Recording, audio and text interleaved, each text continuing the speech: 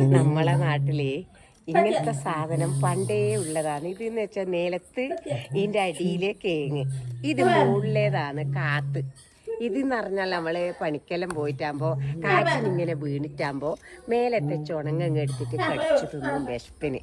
എല്ലാ നാട്ടിലും ഉണ്ടാവും. പക്ഷേങ്കിൽ ഇന്ന് കുഞ്ഞു മക്കൾക്ക് ഇത് എന്താണെന്ന് ചോദിക്കുന്നത്. മോനെല്ലാം ഇത് എടുത്തിട്ട് അപ്പോൾ ഓനോട് കാര്യങ്ങൾ പറഞ്ഞു കൊടുത്തു. അവർക്കൊന്നും അങ്ങനത്തെ മക്കൾക്കൊന്നും അറിയില്ലല്ലോ. എൻ്റെ മോന് ഇവന് മുതലേ അറിയാൻ തുടങ്ങിയല്ലേ. കാത്ത് നമ്മളെ നാട്ടിൽ പറയും, ചില സ്ഥലത്ത് കാച്ചില്, ഓരോ സ്ഥലത്ത് ഓരോ പേരാണ്. അടിഭാഗത്താണ് ഉണ്ടാവുക ഇതിന്റെ വള്ളിയണ്ട.